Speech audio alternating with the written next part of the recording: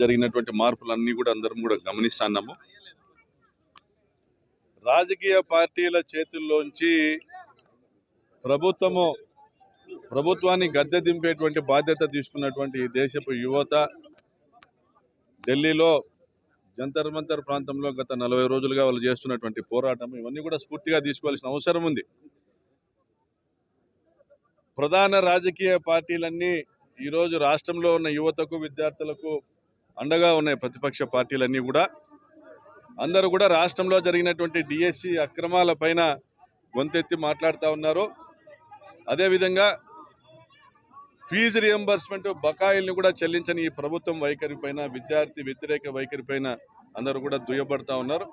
అదేవిధంగా నిరుద్యోగుల్ని మోసం చేసి నిరుద్యోగ భృతి ఇస్తామని లేదా 20 లక్షల ఉద్యోగాలు ఇస్తామని చెప్పి ఇప్పటికీ నోటికొచ్చిన అబద్ధాలతో కాలం గడుపుతున్నటువంటి చంద్రబాబు నాయుడు ఆయన కుమారుడు నారా లోకేష్ యొక్క వైఖరిని కూడా దుయ్యబడతా ఉన్నారు. అందరూ కూడా వ్యతిరేకిస్తూ ఉన్నారు.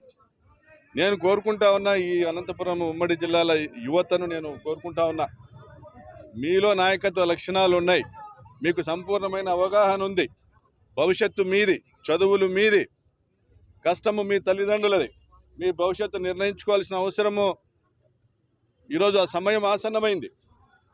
మీరందరూ కూడా ఆలోచన చేసుకోవాలా. రాజకీయ పార్టీలుగా ప్రతిపక్ష పార్టీగా మేము నారా లోకేష్ని రాజీనామా చేయమని అడగచ్చు, కానీ అది మీ భవిష్యత్తు కోసమని మీరు గుర్తు తెచ్చుకోవాలా. ఎందుకంటే ఎన్నో సంవత్సరాలుగా ట్రైనింగ్కు పోయి చదువుకుంటూ వాళ్ళ డిగ్రీలు పూర్తి చేసుకొని మరి ప్రైవేట్ ఇన్స్టిట్యూషన్స్లో ట్రైనింగ్ తీసుకొని డిఎస్సి పరీక్షలు రాసినటువంటి విద్యార్థులు, నిరుద్యోగ యువత అర్హులకు ఉద్యోగాలు రాకోకుండా బ్యాక్ డోర్లో ఉద్యోగాలు నమ్ముకునేటువంటి దుస్థితి ఈరోజు రాష్ట్రానికి పట్టింది. అంటే చంద్రబాబు ప్రభుత్వం ఏదైనా వన్ సైడ్ చేస్తుంది. తాము చేయాలనుకున్నది ఏదైనా వన్ సైడ్. పోలీసులు ఏకపక్ష పక్షపాతం, రెవెన్యూ అధికారులు ఏకపక్ష పక్షపాతం, మీకు బ్యూరోక్రాట్స్ నుంచి కింద గ్రామ స్థాయిలో పసుపు పిల్లలు పట్టుకునేటువంటి కార్యకర్తల వరకు ఏకపక్షంగా ఈ ప్రభుత్వం, ఈ రాజ్యం వ్యవహరిస్తుంది. దీని మీద తిరుగుబాటు చేయాల్సినటువంటి అవసరం ఉంది. ఇది విద్యార్థుల బాధ్యత. విద్యార్థుల తల్లిదండ్రులుగా మేము విజ్ఞప్తి చేస్తున్నాం. ఈ అనంతపురం ఉమ్మడి జిల్లాల్లో విద్యార్థులు బయటికి రావాలా, యువత బయటికి రావాలా. ఇది మీ బాధ్యత. మేము ఈరోజు రాజకీయ పార్టీగా మా జగనన్న పిలుపునిచ్చినాడు. జగనన్న ఏం చెప్తా ఉన్నాడు? న్యాయం జరగనప్పుడు అణచివేతకు గురయ్యేటువంటి పరిస్థితుల్లో ప్రతి చోట కాక్రోచులు పుట్టుకొని వస్తారు. అందులో నేను కూడా ఒక కాక్రోచ్ అవుతానని కూడా అన్నారు. జగనన్న తనను తాను కాక్రోచ్గా అభివర్ణించుకున్నారు. ఈరోజు ఢిల్లీలో ఏదైతే ఉత్తరాది ప్రాంతాల యువత పోయేసి ఒక ఉద్యమం చేసిందో దాన్ని స్ఫూర్తిగా తీసుకోవాలా.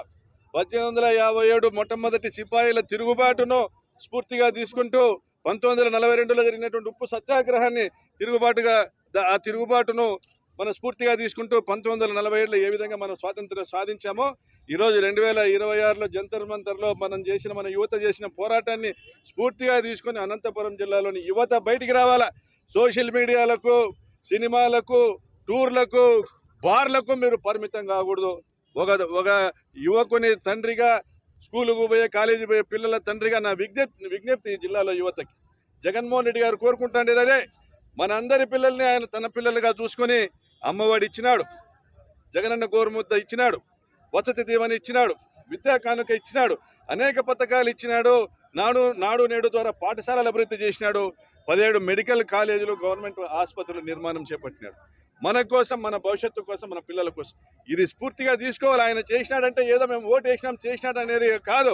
మీరు ఓటు వేస్తేనే ఆయన ముఖ్యమంత్రి అయినాడు, కానీ చేసింది మీ భవిష్యత్తు కోసం, 100 ఏళ్ల భవిష్యత్తు కోసం. అది మీరు గుర్తుపెట్టుకోవాలా. అది మర్చిపోయినారు. కానీ ఈరోజు ఢిల్లీలో విద్యార్థులు ఇచ్చిన స్ఫూర్తిని మీరు గుర్తుపెట్టుకొని నారా లోకేష్ లాంటి వ్యక్తులు మంత్రి పదవులకు అర్హులు కాదు. ప్రభుత్వం పెద్దల దగ్గర కాంట్రాక్టర్లు మంత్రులుగా విద్యాలయాలను, కళాశాలలను వాళ్ళు నడిపేటువంటి వ్యక్తులు మంత్రులుగా ఉన్నటువంటి ఏ రాష్ట్రంలో కూడా విద్య ఉచితంగా రాదు. ఏ రాష్ట్రంలో కూడా కాంట్రాక్టర్లు దోపిడీ చేయకుండా మానరు. ఇటువంటి ఈ రాష్ట్రంలో మార్పు రావాలంటే అది యువత నుంచి, విద్యార్థుల నుంచి రావాలని కోరుకుంటూ ఈరోజు సత్యసాయి జిల్లాలో ఇక్కడికి విచ్చేసినటువంటి జిల్లా యువజన గౌరవ మాజీ ముఖ్యమంత్రి వర్యులు శ్రీ జగన్మోహన్ రెడ్డి సార్ గారి ఆధ్వర్యంలో జిల్లా నలుమూలల యందు అన్ని జిల్లాలలో విద్యార్థి విభాగం వారి ఆధ్వర్యంలో ధర్నా కార్యక్రమం చేయడం జరిగింది. దీని ముఖ్య ఉద్దేశం ఈరోజు డిఎస్సిలో పూర్తిగా అవకతవకలు జరిగినాయి, అన్యాయం జరిగింది. విద్యార్థులకు ఏ ఒక్క కనీస సౌకర్యం లేనటువంటి పరిస్థితి ఈరోజు దాపురించింది. నిజంగా చెప్పాలంటే ఈ రాష్ట్రంలో విద్యా వ్యవస్థ పూర్తిగా క్షీణించిపోయింది. యువతకు అన్యాయం అనేది జరిగింది. ఇదే రీతిలో కేంద్రం తరఫున మన విద్యాశాఖ మంత్రి గారు నేను చేసినటువంటి తప్పు అని నిరూపించి రాజీనామా చేసినారు. అదే బాటలో ఈ రాష్ట్ర విద్యాశాఖ మంత్రి నారా లోకేష్ గారు ఎందుకు రాజీనామా చేయలేదని ఈ సందర్భంగా హెచ్చరిస్తున్నాను. ప్రతి ఒక్కరికి తెలిసిపోయింది, విద్యా వ్యవస్థ మొదటి తరగతి నుంచి ఇంటర్మీడియట్ డిగ్రీ వరకు పూర్తిగా క్షీణించిపోయింది. ఈ రాష్ట్రంలో యువత పూర్తిగా విఫలమైనారు. ఏది దిక్కుమాలినటువంటి ప్రభుత్వం ఈ రాష్ట్రంలో నెలకొని ఉంది అని ఆందోళన చెందుతున్నారు. ఇప్పటికైనా మీరు నిజానిజాలు తెలుసుకొని మీరు చేసినటువంటి తప్పు చేసినామని వెంటనే లోకేష్ గారు రాజీనామా చేయాలి. ఎన్నికల సమయంలో అనేకమైనటువంటి హామీలు ఇచ్చినారు. ఇప్పటి వరకు ఏ ఒక్కటి కూడా మీరు నెరవేర్చినటువంటి దాఖలాలు లేవు. విద్యార్థులకు కానీ యూత్కి కానీ అనేక రకాలుగా వంచి మోసం చేసి అన్యాయంగా వాళ్ళని బజారు పాలు చేస్తున్నారు. నిరుద్యోగ భృతి అన్నారు, 2.5 సంవత్సరాలైంది. ఏ ఒక్కరికి కూడా ఈ రాష్ట్రంలో నిరుద్యోగ భృతి కల్పించినటువంటి పాపాన పోలేదు. రాష్ట్రంలో కక్షలు కార్పణ్యాలు నిరూపిస్తున్నారే కానీ వైఎస్ఆర్ కాంగ్రెస్ పార్టీ నాయకులు చేస్తున్నటువంటి ప్రజా ఉద్యమానికి మీరు తల వంచి వారి డిమాండ్లను పరిష్కరించడం లేదు. కేవలం తెలుగుదేశం పార్టీ నాయకుల యొక్క కనుసన్నల్లో ఈ ప్రభుత్వం నడుస్తూ ఉంది. ఇప్పటికైనా వెంటనే నిరుద్యోగులకు వృత్తి కల్పించాలి. లోకేష్ గారు వెంటనే రాజీనామా చేయాలి. విద్యార్థులకు యువతకు మేలు చేయాలంటే సిబిఐ ఎంక్వైరీ చేసి డిఎస్సిలో జరిగినటువంటి అన్యాయాన్ని పూర్తిగా వెలికితీసి ఎవరైతే తప్పు చేసినారో వారికి చట్టం ప్రకారం వారికి నోటీసులు ఇచ్చి వారికి శిక్ష విధించి ఈ రాష్ట్రంలో ఉన్నటువంటి విద్యార్థులను యువకులందరికీ మేలు చేకూరుస్తానని ఈ వైఎస్ఆర్ కాంగ్రెస్ పార్టీ తరఫున మేము డిమాండ్ చేస్తున్నాం.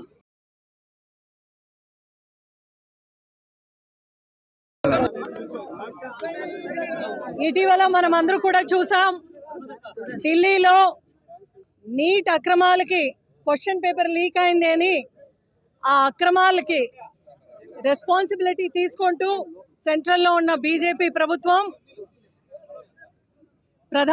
ధర్మేంద్ర ప్రధాన్ గారిని వెంటనే రెసిగ్నేషన్ ఇవ్వడం జరిగింది. మనం అందరూ కూడా చూసాం. అదే కూటమిలో భాగస్వామ్యంగా ఉన్న నారా లోకేష్ గారు కూడా డిఎస్సిలో ఏదైతే అక్రమాలు జరిగినాయో దానికి ఫుల్ ఫ్లెజ్గా రెస్పాన్సిబిలిటీ తీసుకుంటూ ఆయన కూడా రాజీనామా చేయాలి అని చెప్తున్నాం.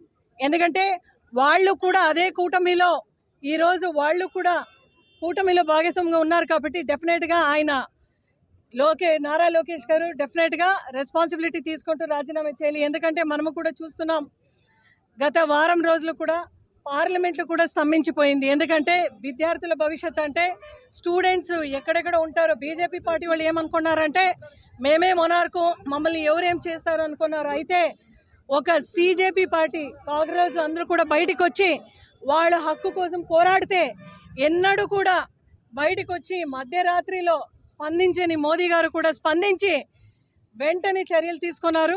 అదేవిధంగా ఇక్కడ కూడా, ఎందుకంటే ఎప్పుడు కూడా అభివృద్ధి అంటుంటారు చంద్రబాబు నాయుడు గారు, విద్యార్థి జీవితంలో అభివృద్ధి జరగాలంటే వెంటనే డిఎస్సి అక్రమాలు అయితే చాలా, మళ్ళీ టీచర్ పోస్టు మనం చూసినాం, టీచర్ పోస్టులో కూడా సెలక్షన్లో కూడా చాలా అక్రమాలు జరిగినాయి. అవన్నీ కూడా మేము ఈరోజు నిరసన తెలియజేస్తూ, అదేవిధంగా నిరుద్యోగ భృతి అని చెప్పినారు, ఆ 3,000 కూడా ఇంతవరకు ఇవ్వలేదు.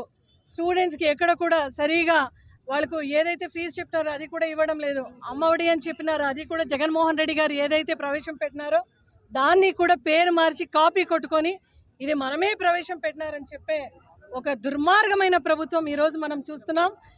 ఈ పవన్ కళ్యాణ్ గారు అయితే వాళ్ళు కూటమిలో భాగస్వామ్యంగా ఉన్నారు.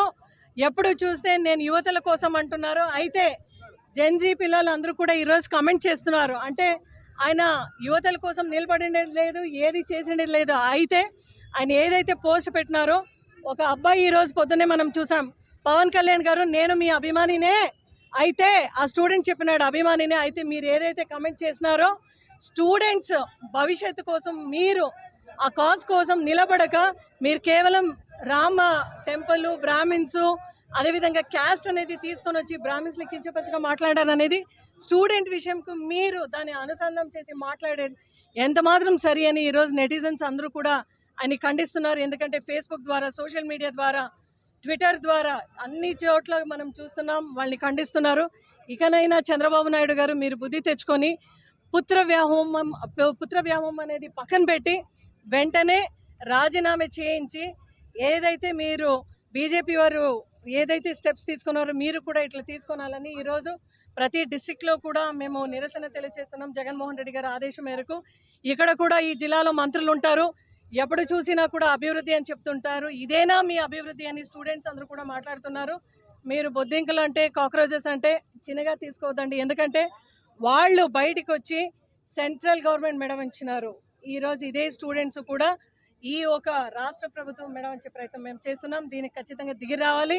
మీరు స్పందిస్తూ నారా లోకేష్ గారు రాజీనామా ఇవ్వాలని మేము డిమాండ్ చేస్తూ ఈరోజు down down down down down down కూటమి ప్రభుత్వం వాళ్ళు మెగా డిఎస్సి అని చెప్పి మెగా మోసం చేస్తా ఉన్నారు.